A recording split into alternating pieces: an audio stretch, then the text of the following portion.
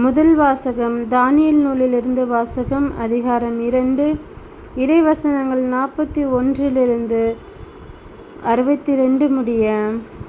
இவளோ எங்களுக்கு மறுமொழி கூற மறுத்துவிட்டாள். இவற்றுக்கு நாங்களே சாட்சி. அவர்கள் மக்களுள் மூப்பர்களாகவும் நடுவர்களாகவும் இருந்ததால் மக்கள் கூட்டம் அவர்கள் சொன்னதை நம்பி சூசன்னாவுக்கு சாவு தீர்ப்பிட்டது. அப்பொழுது சூசன்னா உரத்த குரலில் கதறி, என்றுமுள்ள இறைவா, மறைவானவற்றை நீர் அறிகிறீர். நிகழும் முன்பே எல்லாம் உமக்கு தெரியும்.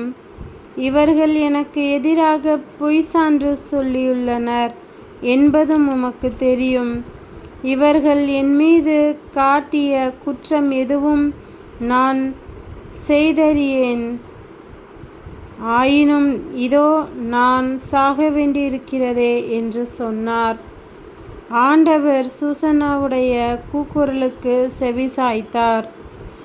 கொல்லப்படுமாறு அவர் நடத்தி சொல்லப்பட்ட பொழுது தானியேல் என்னும் பெயருடைய இளைஞரிடம் தூய ஆவியை கடவுள் தூண்டிவிட்டார். தானியேல் உரத்த குரலில், இவருடைய இரத்தப்பழியில் எனக்கு பங்கில்லை என்று கத்தினார். மக்கள் அனைவரும் அவர் பால் திரும்பி, நீர் என்ன சொல்கிறீர் என்று வினவினர். அவரோ அவர்கள் நடுவே நின்று கொண்டு பின்வருமாறு சொன்னார்.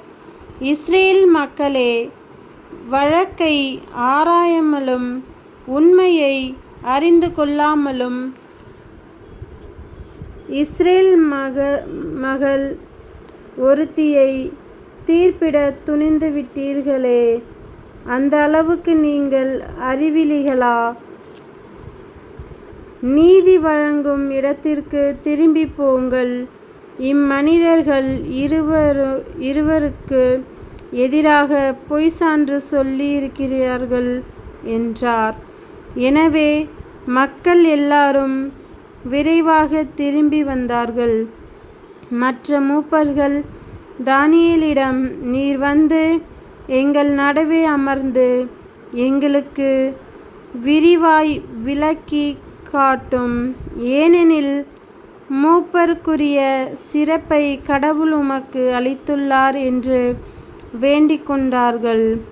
அப்பொழுது தானியேல், இவர்களை தனித்தனியே பிரித்து தொலையில் வையுங்கள், நான் இவர்களை வினவுவேன் என்றார்.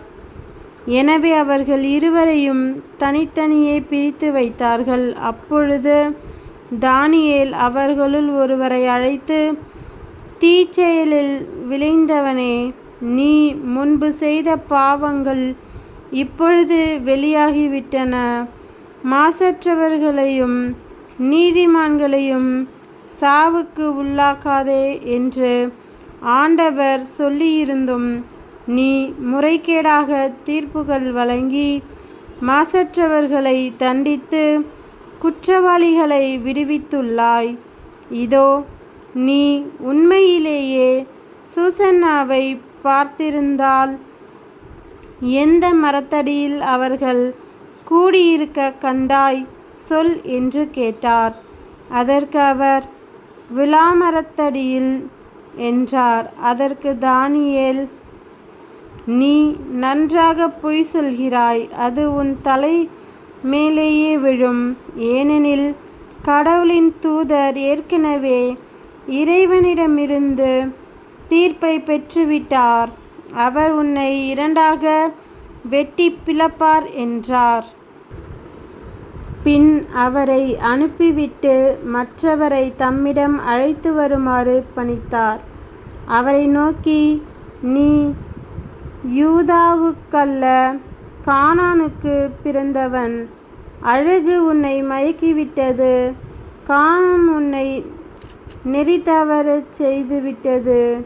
நீங்கள் இருவரும் இஸ்ரேல் மகளிரை இவ்வாறே நடத்தி வந்திருக்கிறீர்கள்.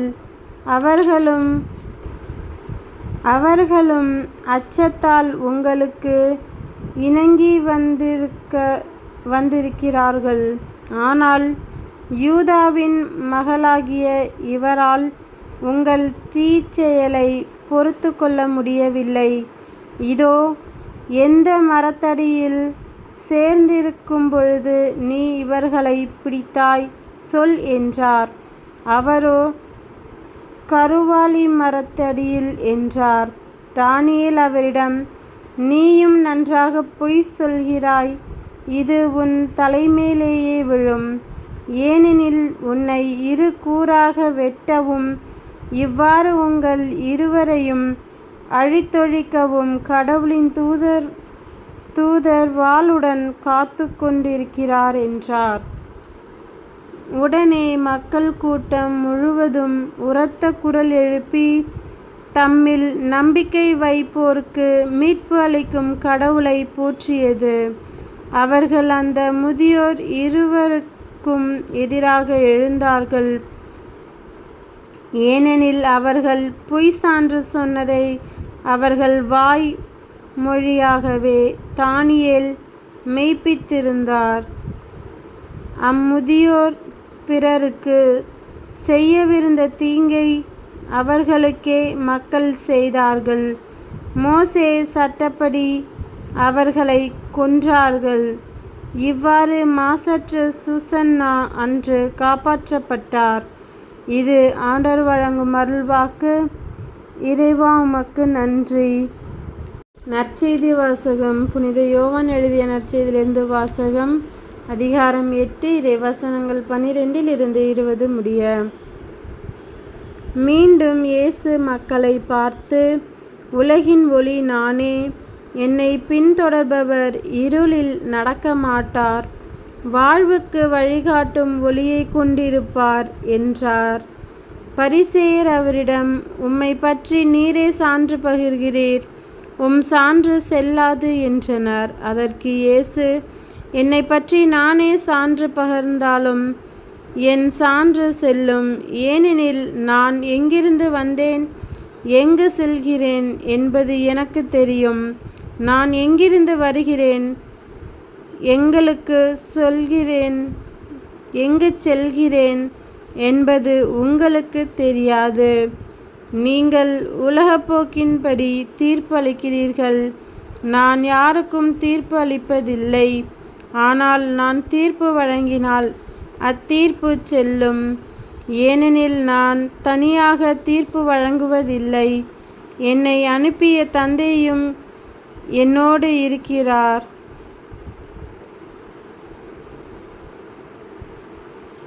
இருவருடைய சான்று செல்லும் என்று உங்கள் சட்டத்தில் எழுதியுள்ளது அல்லவா? என்னை பற்றி நானும் சான்று பகிர்கிறேன், என்னை அனுப்பிய தந்தையும் சான்று பகர்கிறார் என்றார். அப்போது அவர்கள், உம் தந்தை எங்கே இருக்கிறார் என்று கேட்டார்கள். இயேசு மறுமொழியாக, உங்களுக்கு என்னையும் தெரியாது, என் தந்தையையும் தெரியாது. என்னை உங்களுக்கு தெரிந்திருந்தால் ஒருவேளை என் தந்தையையும் தெரிந்திருக்கும் என்றார். கோவிலில் காணிக்கை பெட்டி அருகிலிருந்து இயேசு கற்பித்து கொண்டிருந்த போது இவ்வாறு சொன்னார். அவரது நேரம் இன்னும் வராததால் யாரும் அவரை பிடிக்கவில்லை. இது கிறிஸ்துவின் நற்செய்தி. கிறிஸ்துவே உமக்கு புகழ்.